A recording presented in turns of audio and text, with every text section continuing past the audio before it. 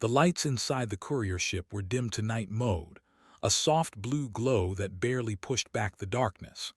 Outside the main viewport, space stretched wide and quiet, broken only by distant stars and the slow curve of a gas giant far below. The ship drifted just above the edge of the system, engines cold, systems quiet, pretending to be nothing more than floating debris. Commander Elias Rook sat strapped into the pilot's chair, his fingers resting lightly on the manual controls. He did not move much. Moving too much made mistakes easier. Right now, mistakes were not allowed. The ship had been ordered to wait. That alone made Elias uneasy. Human ships were not built for waiting. They were built to move, to react, to push forward even when the path was unclear. But the coalition that now ruled this region of space believed waiting was proof of obedience. So the courier ship waited, silent and still, while unseen watchers observed every flicker of power and every shift of heat. Elias knew they were being watched. He could not see the observers, but he could feel them in the way the ship's sensors stayed quiet, in the way the stars felt just a little too still. The coalition never showed itself unless it wanted to. That was how it stayed in control. Behind him, a soft sound broke the silence, a click, then another. Elias did not turn his head. "You're pacing," he said calmly. "I'm not pacing," Maravin replied. "I'm thinking with my feet." Elias allowed himself a small smile. Mara always said things like that. She was the ship's systems officer, his co-pilot, and the only other human on board.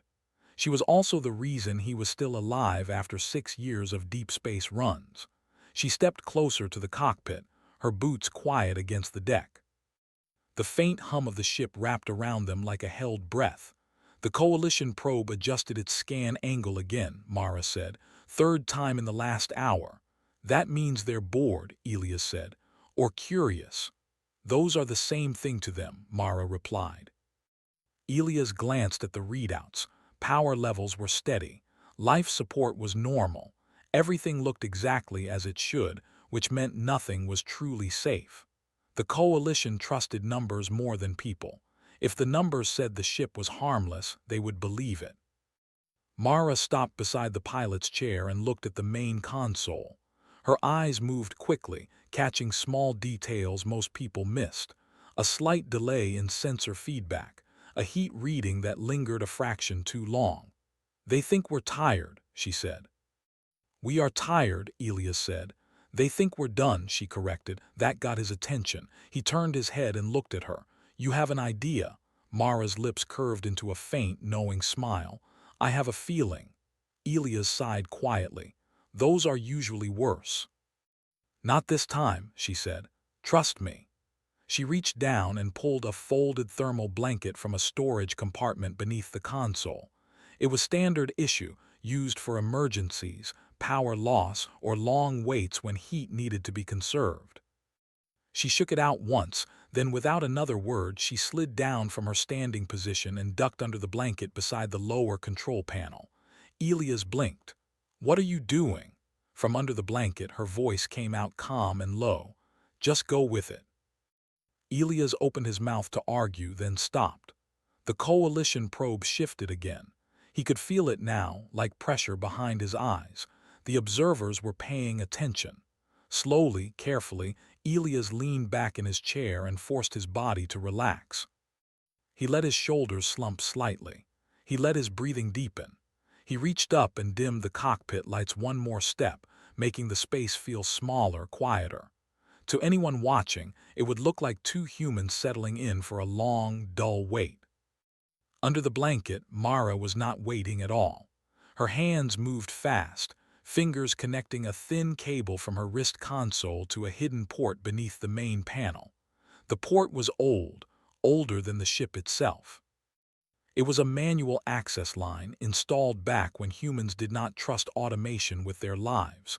The coalition knew about it. They had scanned it, labeled it obsolete, and marked it as inactive. Their systems said no human would bother using it. They were wrong. Mara's console flickered to life with a muted glow, shielded by the blanket. Lines of simple text scrolled past her eyes. No colors, no fancy symbols, just raw data and direct control. She rerouted power in small, careful steps, a little less here, a little more there. Nothing sudden, nothing dramatic. Elias kept his eyes forward, his face blank. His heart beat harder with every quiet adjustment. He trusted Mara, but trust did not remove fear. It simply gave fear a direction. The ship shifted slightly, a change so small it would be missed by anyone not looking for it. The Coalition probe did not react. Mara exhaled slowly. They bought it. Elias did not answer. His hand rested on the manual throttle, not moving but ready. Outside, the stars seemed to drift just a little differently now. The ship was no longer truly still. It was sliding through space at an angle that made no sense according to Coalition flight rules. That was the point. The Coalition believed in clean lines, perfect arcs, and predictable paths. Human engineers had learned long ago that survival often lived in the spaces between rules. Mara adjusted one last setting and paused. She stayed under the blanket, still as stone. Seconds passed. Then minutes. The probe shifted again, then slowly moved away, its attention drifting elsewhere in the system. Only then did Mara pull the blanket back and sit up, her hair slightly out of place, her eyes sharp and bright. Phase 1, she said quietly. Done. Elias let out a breath he did not realize he had been holding.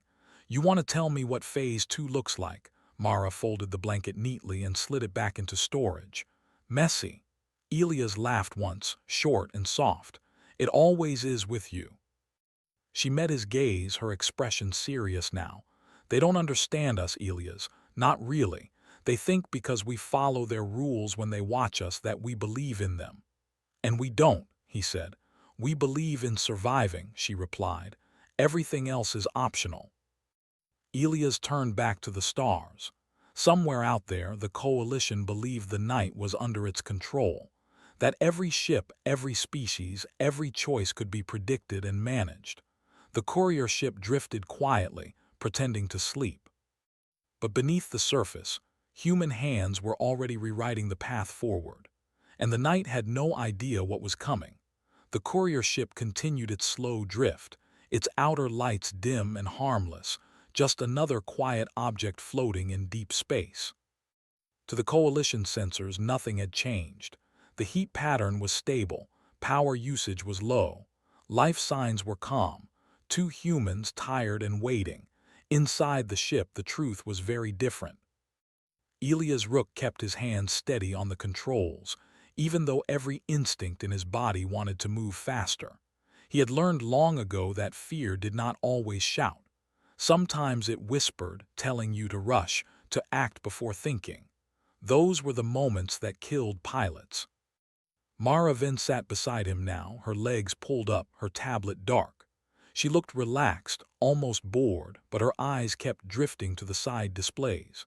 She was counting things Elias could not see, timing gaps, scan cycles, tiny pauses in Coalition behavior. They're settling into a pattern, she said softly. Elias nodded. They always do. That's their strength, Mara said, and their weakness. The Coalition ruled dozens of species, not through cruelty, but through certainty. They believed order was the highest form of intelligence. Chaos, to them, was failure. Every ship under their watch was expected to behave in ways that could be measured, predicted, and corrected. Humans had learned quickly that the Coalition did not fear violence. They feared confusion. Mara tapped her tablet once, bringing up a low-light map of the system. Faint lines showed Coalition patrol paths, all smooth curves and clean spacing. They expect us to stay here for another 8 hours, she said.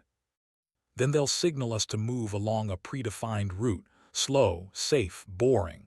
And if we do, Elias asked. Mara's mouth twitched. Then they'll be very surprised. Elias glanced at her. Surprised usually turns into angry. Only after confusion, she replied. And confusion buys time. Time was what they needed. The courier ship carried no weapons. That was intentional. Weapons made the Coalition nervous. Instead, the ship carried information. Raw human research data, disaster response records, engineering logs, and something much more dangerous than any missile. Context. If the coalition understood how humans thought, truly understood it, they might decide humanity was not worth controlling. Or worse, they might decide humanity was too dangerous to allow. Elias focused on the console. Probe just adjusted again. Mara leaned forward. Angle. Shallow, passive scan. Good, she said. They're curious, not alarmed. She reached down and pulled out a small device from her pocket. It looked like a simple tool, scratched and old. Elias recognized it immediately. Is that? My grandfather's, Mara said quietly. Manual signal shaper, Elias frowned. That thing belongs in a museum. Exactly, she replied. She connected it to her tablet. The screen flickered, then stabilized. Numbers appeared uneven and imperfect. Coalition systems loved symmetry, perfect waves, clean frequencies. Mara's device produced none of that. She began to bleed a faint signal into the ship's outer hull, not enough to trip alarms, just enough to be noticed by something paying very close attention. The coalition probe paused. Elias felt the ship vibrate softly as external sensors shifted focus. They see it, he murmured. They don't understand it, Mara said.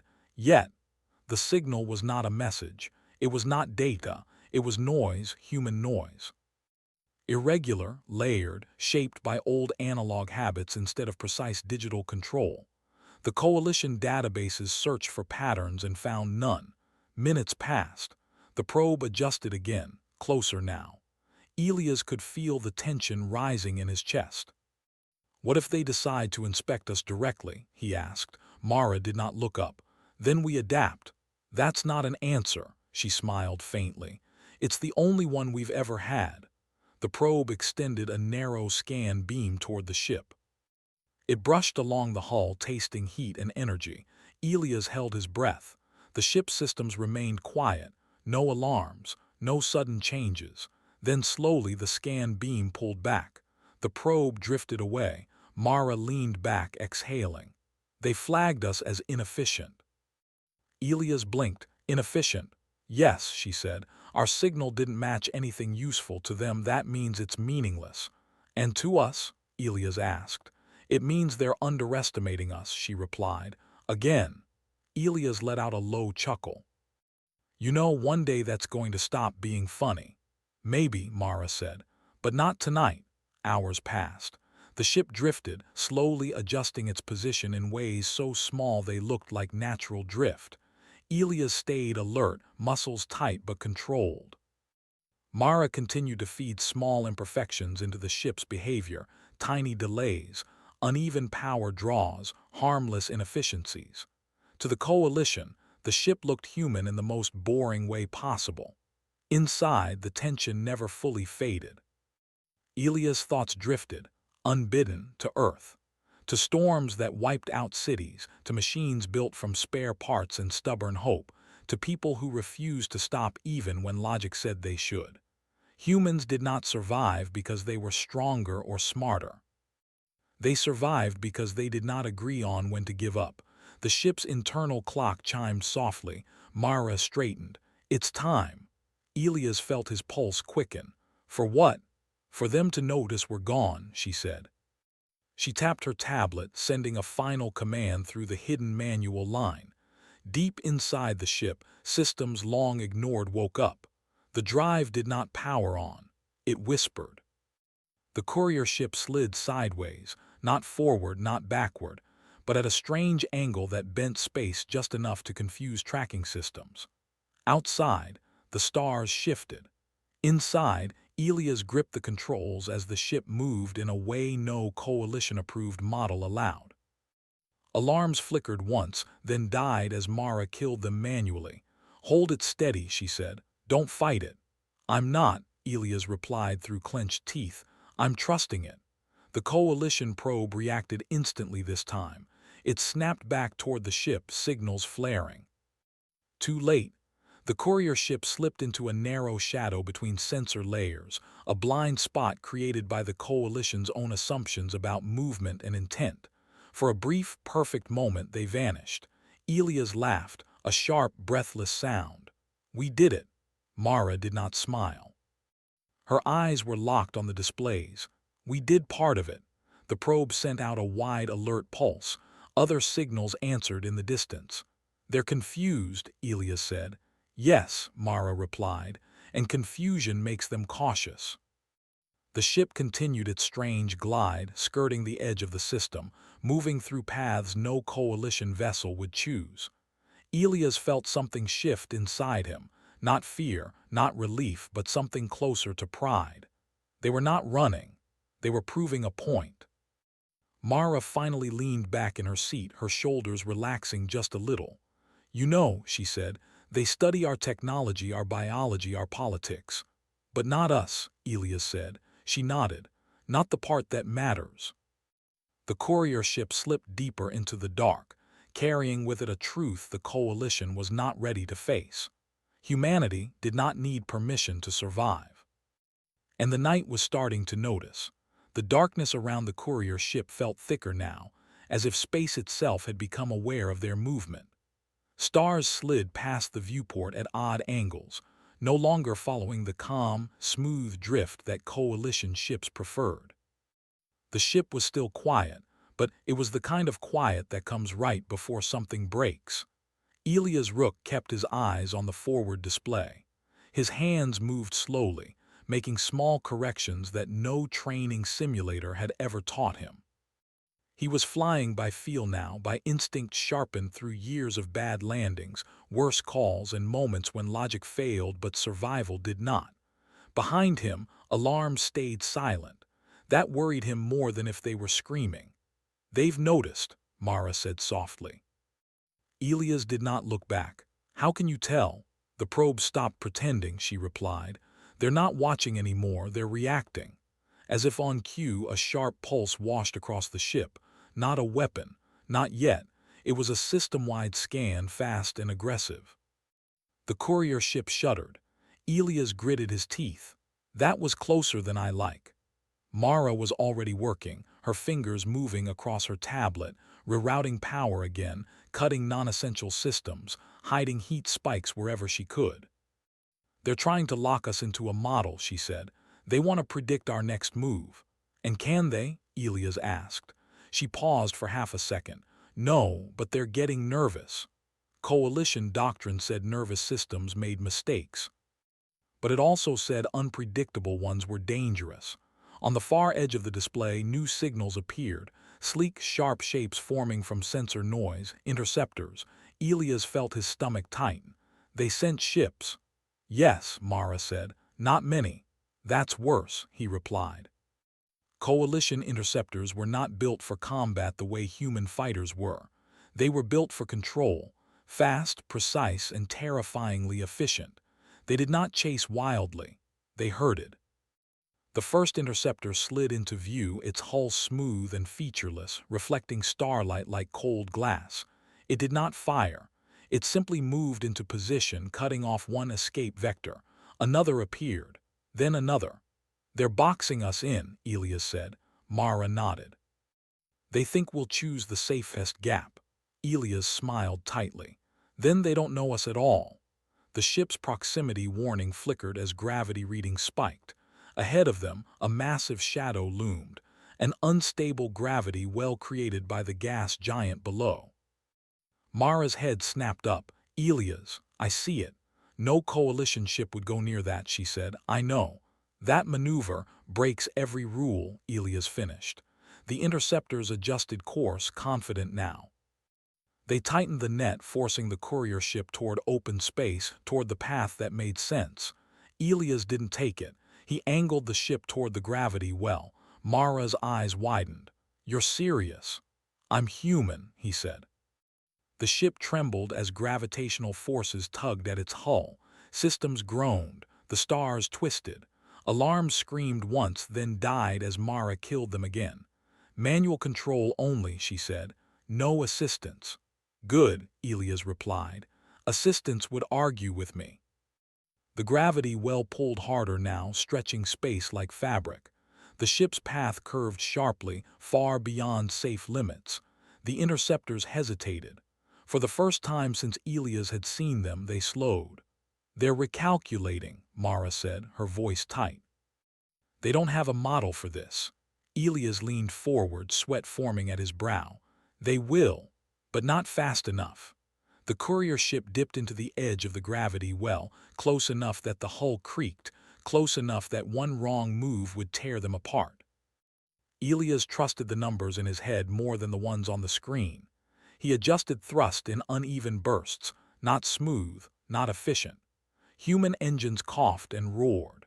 The ship slingshotted hard, momentum bending sharply as space itself seemed to fling them sideways. For a split second, everything went weightless. Then the stars snapped back into place. The interceptors overshot. One of them corrected too late, its perfect curve breaking under forces it was never meant to handle.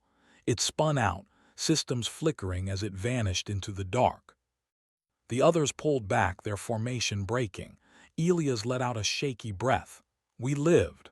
Mara stared at the display, stunned. They didn't expect us to survive that." "Neither did the safety manuals," Elias said.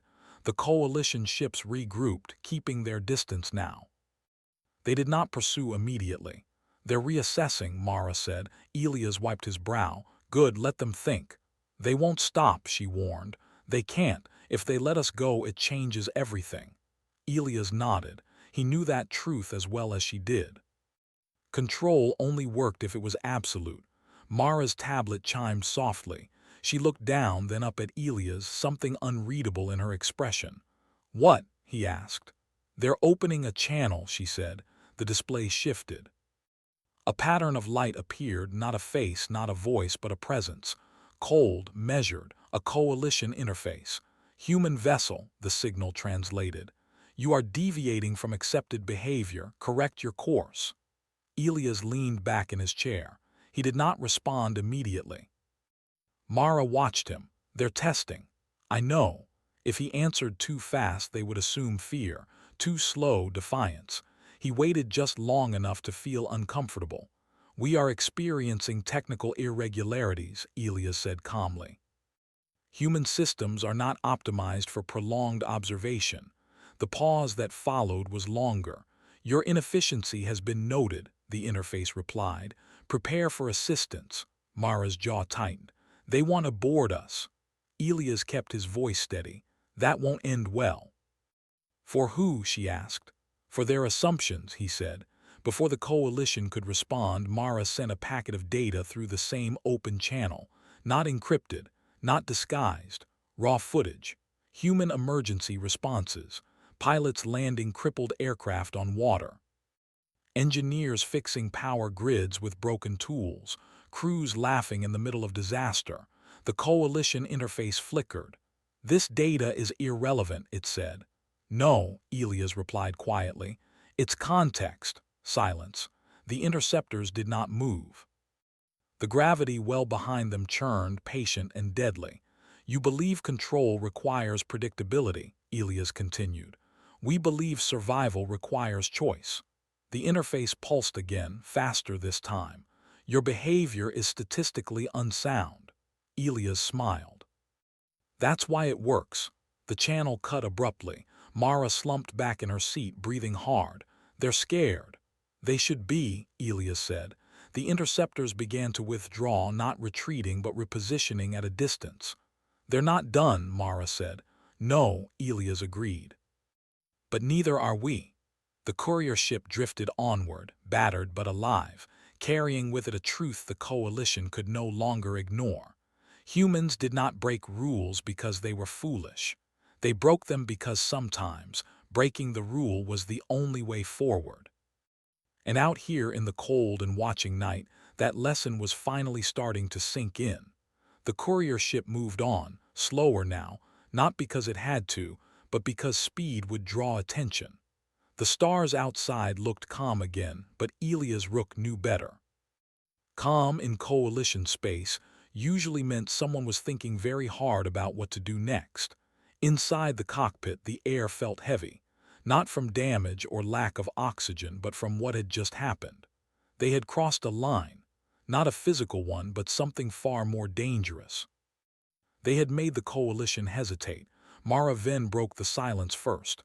They didn't chase. Elias nodded. They're talking to each other. That's bad, she said.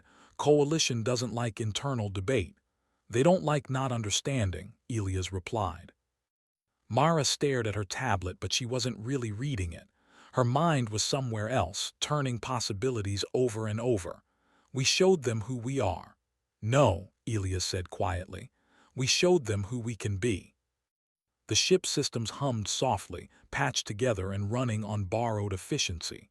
Some displays flickered now and then, like tired eyes refusing to stay open. Mara finally leaned back and let out a long breath. Do you know what scares them the most? Elias shook his head. I'm guessing you're about to tell me. Choice, she said. They don't have it the way we do. Elias raised an eyebrow. They rule half the sector. Yes, Mara said, but every decision they make follows a rule that came before it. They don't choose, they calculate. Elias thought about that, about the gravity well, about the moment he'd pushed the ship into danger because it felt right, not because it was correct. Humans calculate too, he said. We do, Mara agreed, but we argue with the numbers. The ship drifted past a field of scattered debris, remnants of something old. Elias adjusted course gently. On the far side of the system, coalition signals flared and dimmed. Nothing aggressive, nothing friendly, waiting. They're deciding what to call us, Mara said. That doesn't sound good. Oh, it never is, she replied. Labels are how they control things. Elias glanced at her. And if they can't label us, Mara smiled, slow and sharp, then they isolate us. Isolation, that was dangerous too. Humanity had survived worse, but not without cost. The console chimed softly. A passive incoming transmission, wideband and open. No encryption, Mara stiffened. That's new, Elias nodded. They want witnesses. The display filled with data, layered and complex. Coalition analysis streams, running in real time. They weren't speaking to Elias and Mara directly. They were letting them listen. They're reviewing us, Mara said. Everything we've done since entering the system. Elias watched lines of logic form and break apart. Models collapsed, probabilities shifted.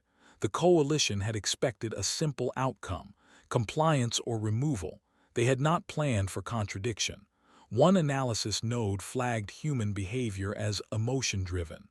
Another flagged it as adaptive strategy. A third labeled it statistical anomaly. They can't agree, Elias said. That's huge, Mara replied. They never disagree in public channels. The data stream continued and then something changed. A new label appeared, strategically irrational. Mara laughed once, short and sharp.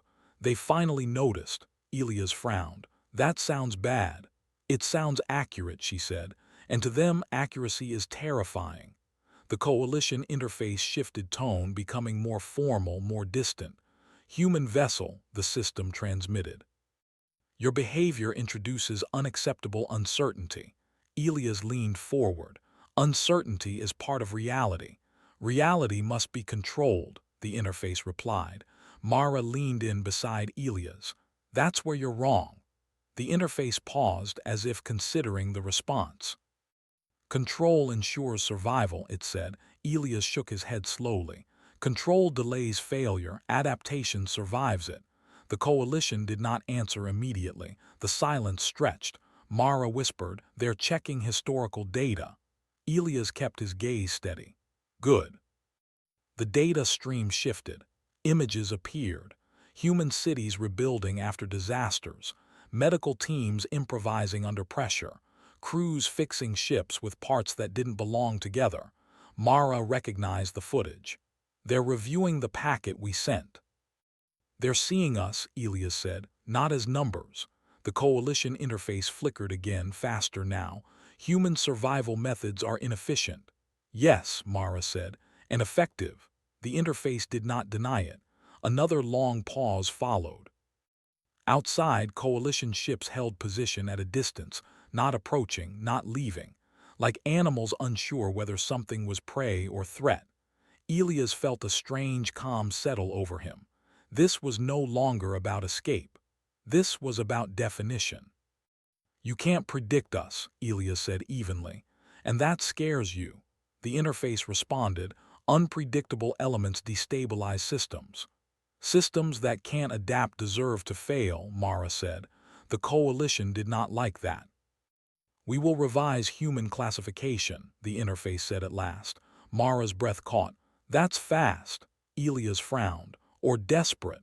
The data stream filled with new tags flashing briefly as they were tested and discarded. Client species, rejected, developing species. Rejected, hostile species, uncertain. Finally, a new classification settled into place. Independent variable, Mara stared.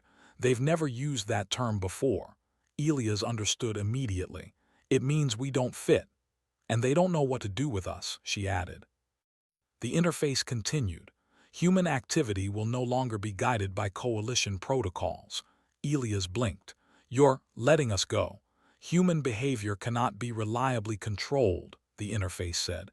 "Continued enforcement carries unacceptable risk." Mara leaned back slowly. "You're afraid." The interface did not deny it. Coalition ships began to withdraw, their formations dissolving into clean, careful paths away from the courier ship.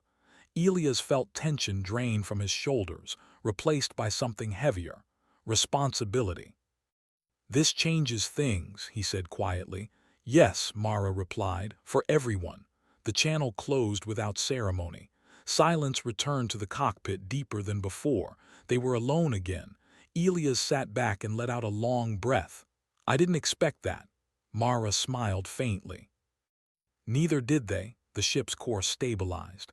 Systems began to recover as Mara restored power flows. "You know," Elias said after a moment, "this won't stay quiet." "No," she agreed. "Other species will notice.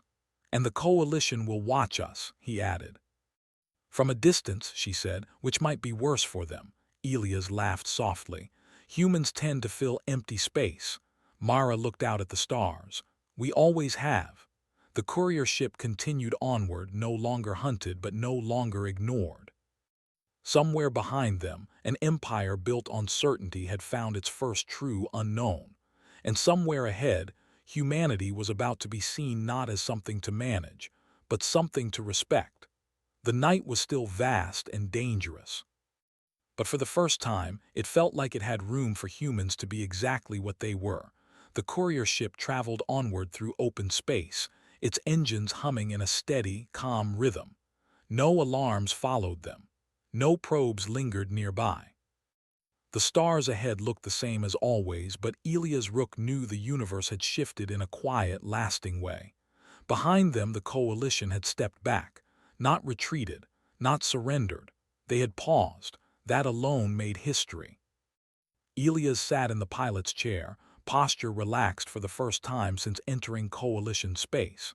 His hands rested loosely on the controls, no longer tense, no longer waiting for the next sudden crisis.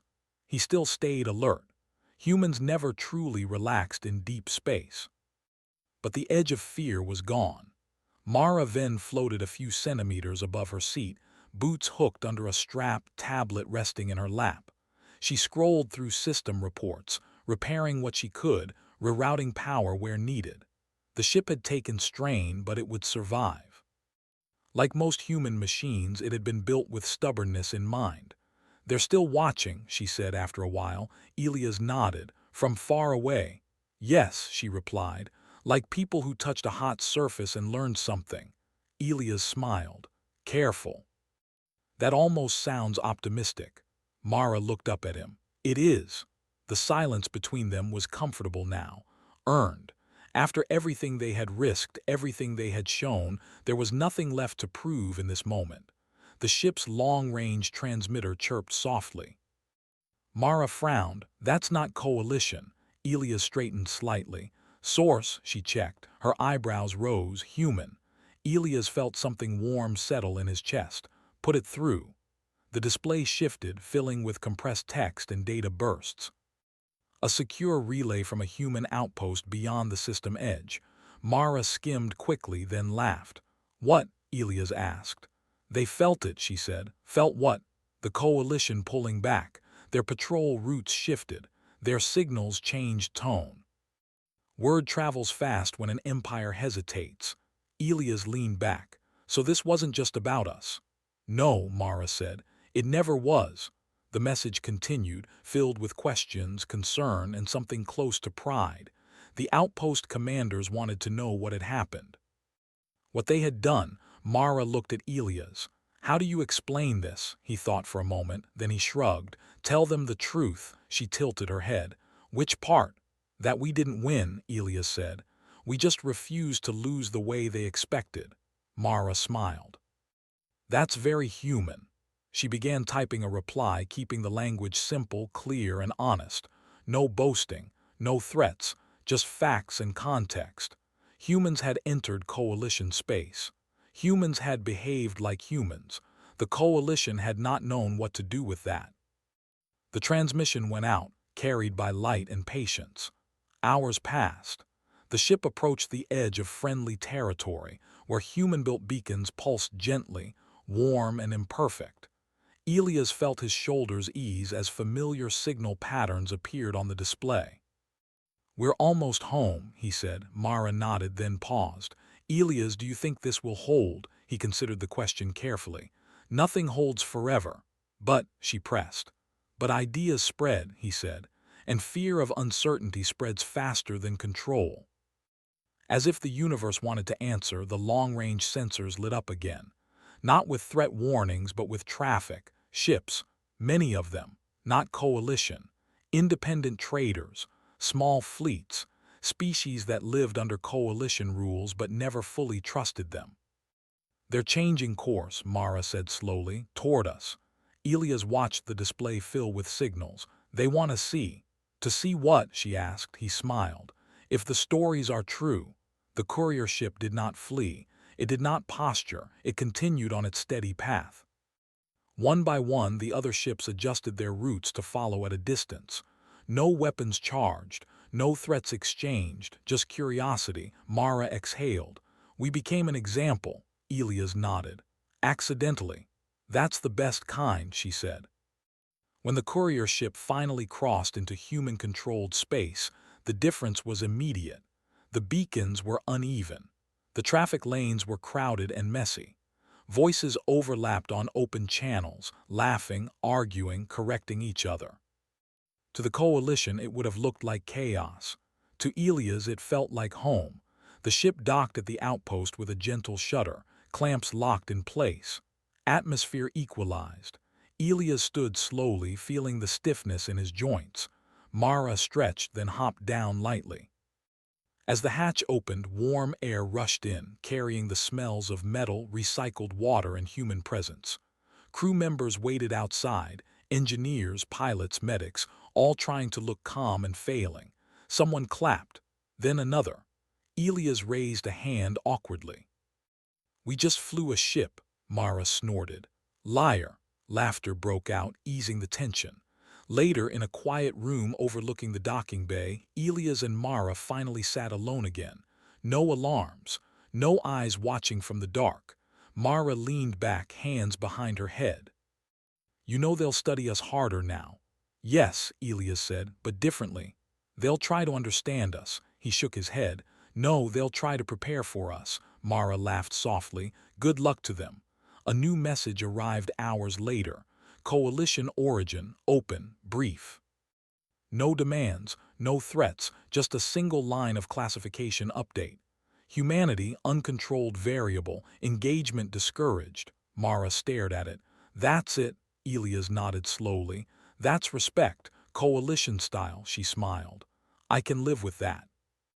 Elias looked out through the viewport at the stars beyond the station. Endless, dangerous, full of unknown paths. Humans would walk them anyway, not because they were fearless, but because fear had never stopped them before. The night remained vast and uncertain. Empires would rise and calculate. Rules would be written and enforced. And somewhere among the stars, humans would continue to do what they always had. They would adapt. They would improvise. And when the universe whispered that something could not be done, humans would smile, pull a blanket over the controls and say, "Just go with it."